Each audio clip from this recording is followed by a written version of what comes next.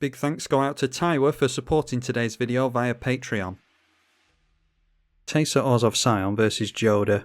We are on the draw, 2 lands with Lightning Greaves and Jadar I quite like. Got some removal for the commander, so yeah, keep it. Drawing into a Bloodghast. Let's go for a tap land.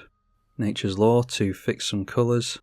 Still not getting into another land, unfortunately. Got plenty of 2-drops to make though, so let's get Jadar on the go. A Smothering Tithe, not quite as good in 1v1, but our opponent will get consistent treasures with it. There's our land we wanted. So we could go for the Lightning Greaves here and then go Path to Exile on the Joda, assuming they play that next turn.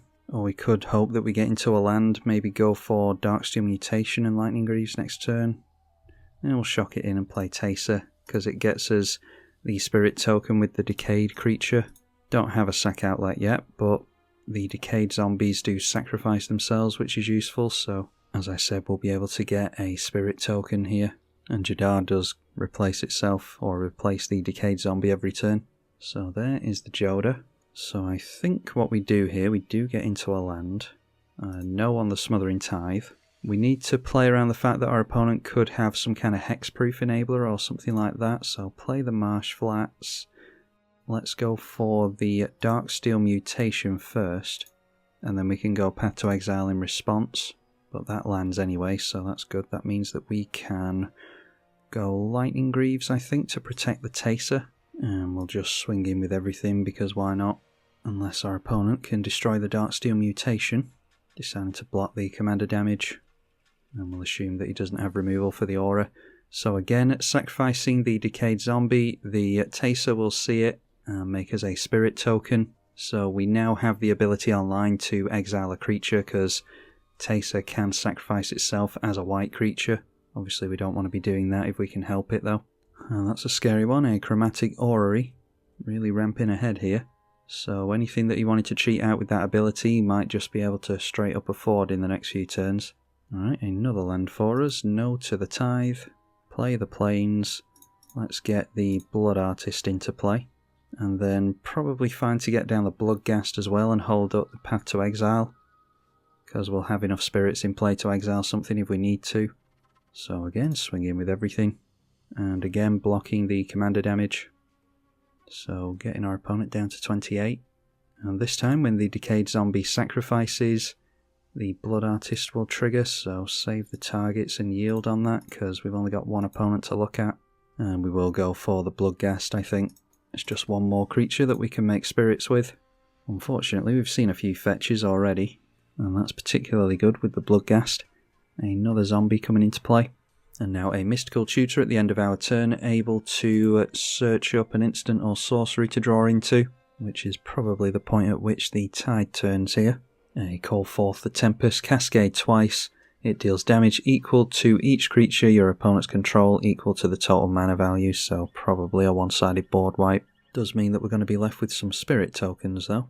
So there we are, call forth the Tempest. We'll see what they cascade into. That is a Farseek first of all. So that's enough to deal with all our stuff on its own. And then a Birds of Paradise, so not doing too well there. Went straight past a Rise of the Eldrazi, because it's too expensive. So that could have been a lot worse for us. Might as well exile the Birds of Paradise if we're going to lose these spirits anyway. And that does lose our opponent 3 life with the Blood Artist, so we go back up to 40, our opponent down to 23. And yeah, we will allow the Call Forth the Tempest to deal 3 damage to all our stuff. So Teysa can go back to the command zone, all our other stuff dies off. Teysa saw 3 black creatures die, or 4 black creatures die, so 4 spirits are going to come in. And then the Blood Artist triggers 5 more times, so draining our opponent for 5. It's noteworthy that they can still draw 3 cards with Chromatic Orrery. We haven't changed the colours of Joda with our enchantment.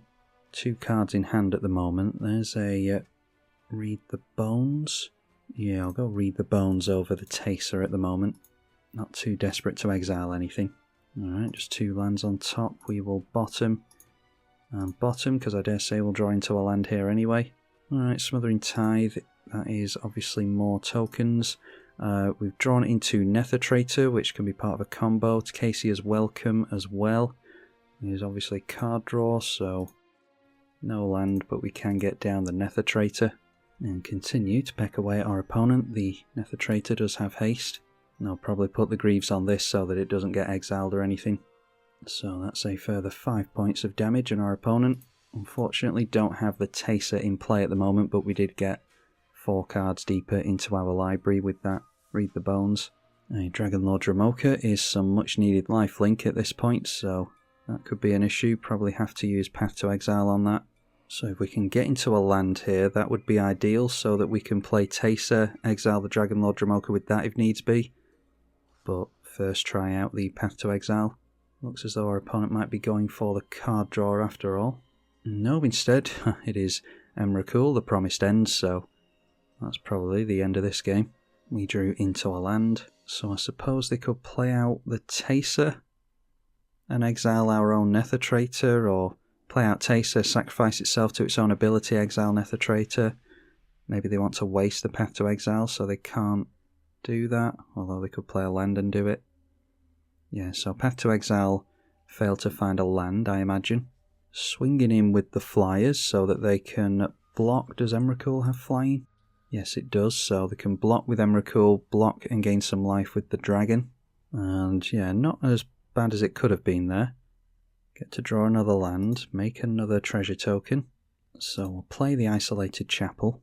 That can bring back the Bloodghast.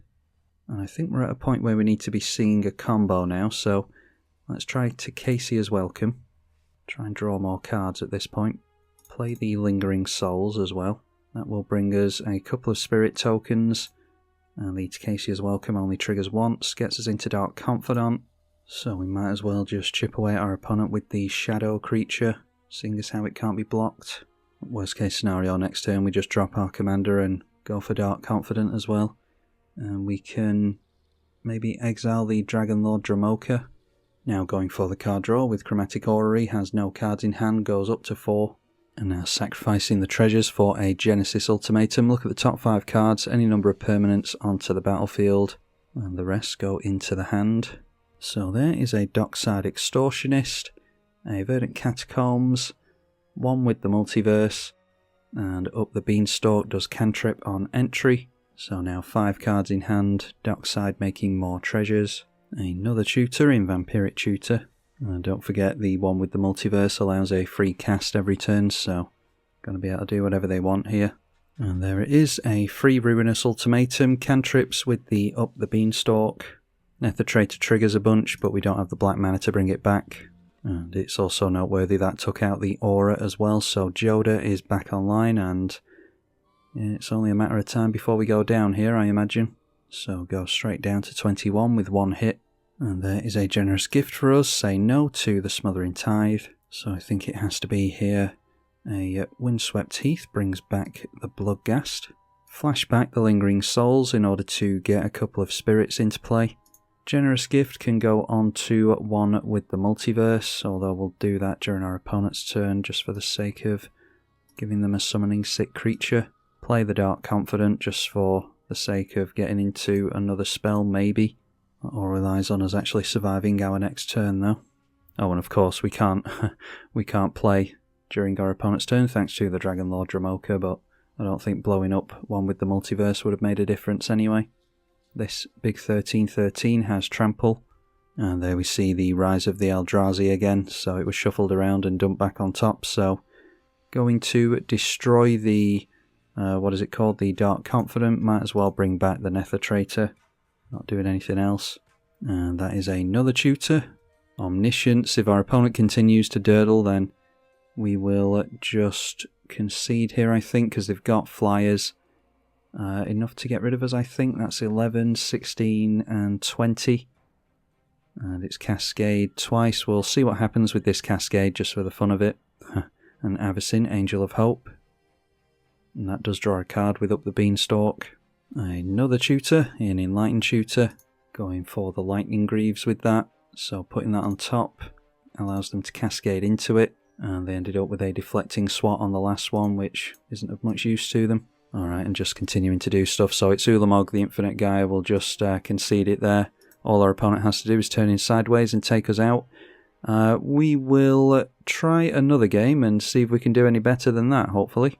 Up against Krenko Mob Boss this time with a very slow hand. We could wipe the board with Bastion of Remembrance in play and a bunch of goblins, but we don't have a board wipe in hand, so let's try a mulligan into no lands, I'm sure. Alright, that's not horrendous. Got some sack outlets. Again, we're short on the ramp though. And we just draw into another land. The Path of Ancestry comes down for our opponent for some scry shenanigans. Let's go for the Viscera Seer now that we've got a land into play untapped. Could have got down the shot land into play tap there, I suppose, but hopefully it doesn't matter. Throne of the God Pharaoh, going to deal a lot of damage to us in the mid to late game. Zulaport Cutthroat goes well with that Wrath idea that we had previously. Get down our commander here. Might as well whack our opponent for 1 damage.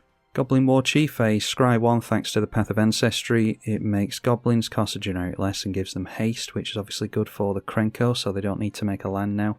Alright, and there's that board wipe, excellent. So, if Krenko starts going off, could give him a real headache.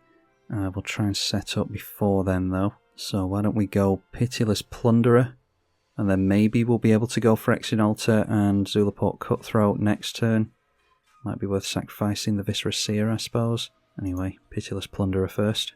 And I will shock in the Godless Shrine, so if you lose by 2 life, if that's relevant at some point, then that mistake was one that ended up costing us the game, apparently. Swinging for 2 at our opponent against the 2-2.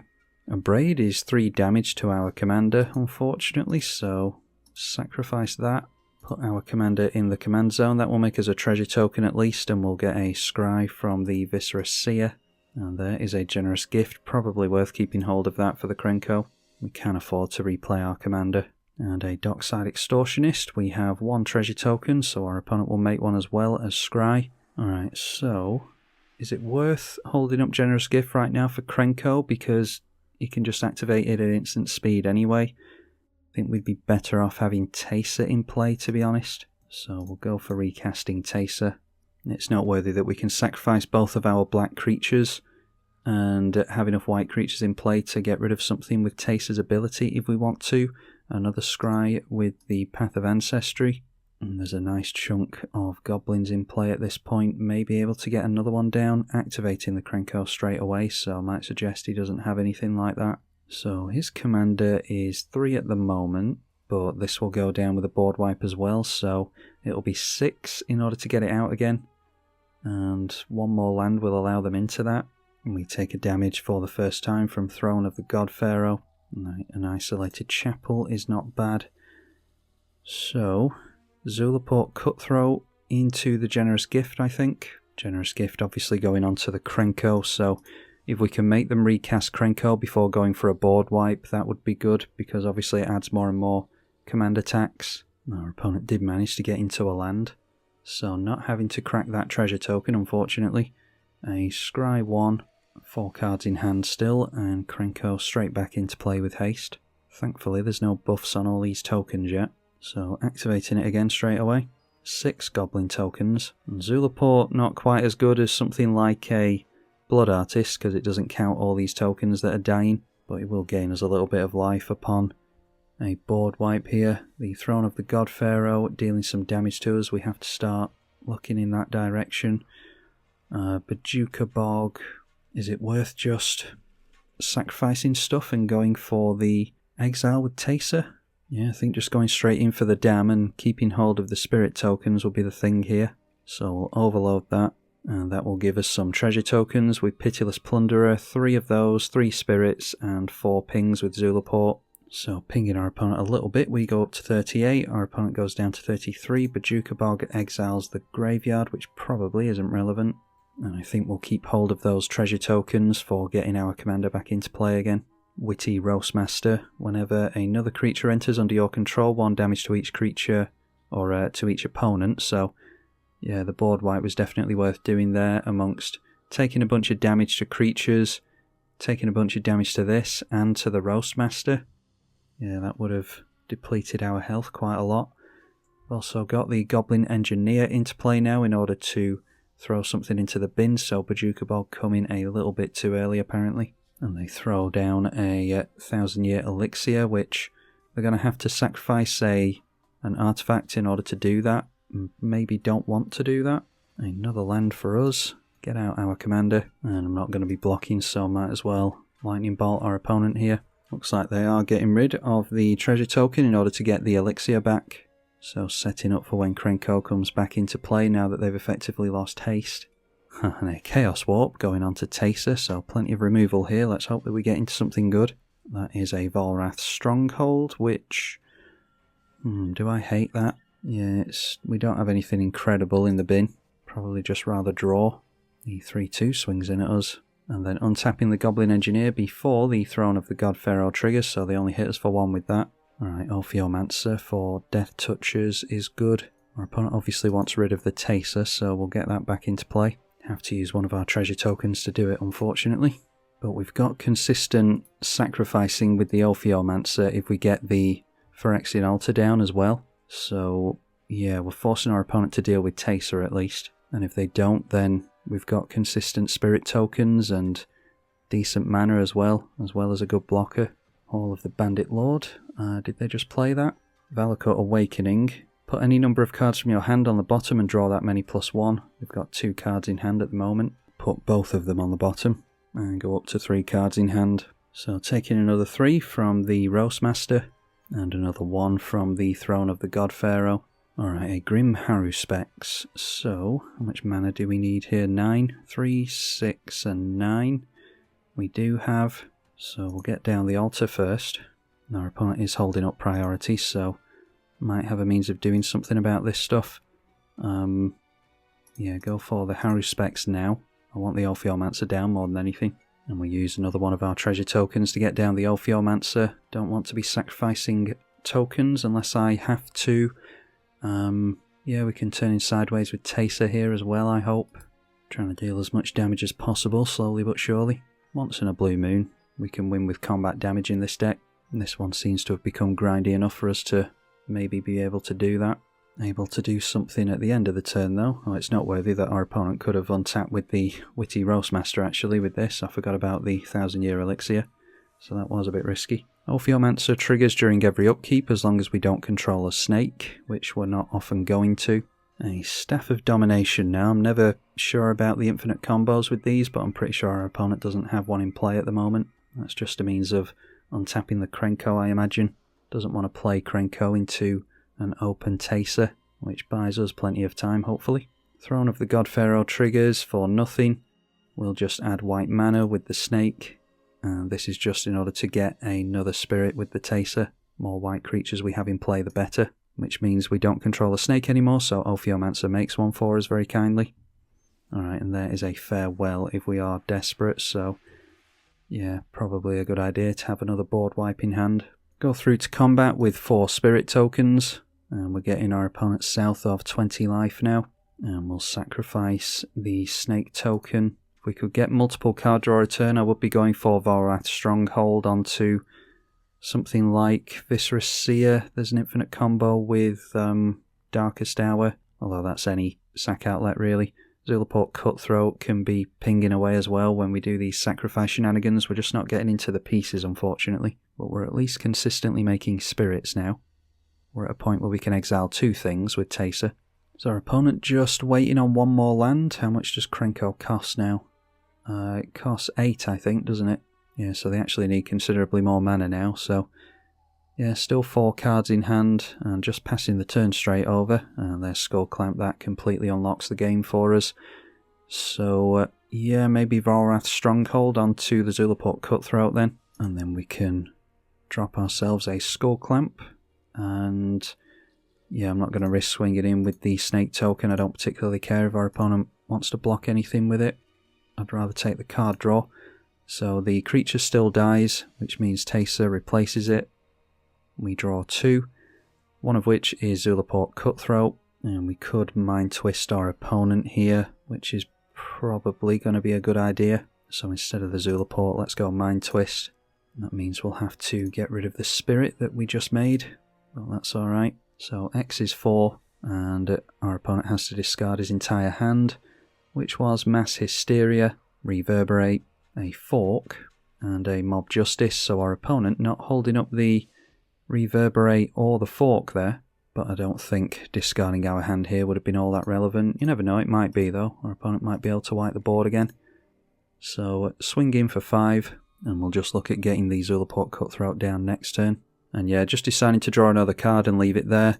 We were drawing into an Ancient Tomb for some more mana, and then we go for the Snake token with the Skull Clamp, draw into Read the Bones, which sees another couple of cards on top. We scry away both those lands and draw into Elesh Norn and Bitter Blossom as I'm kicked out into the lobby. Yeah, I can't remember how much mana I had, but may well have been able to get down Elesh Norn and finish our opponent off there anyway.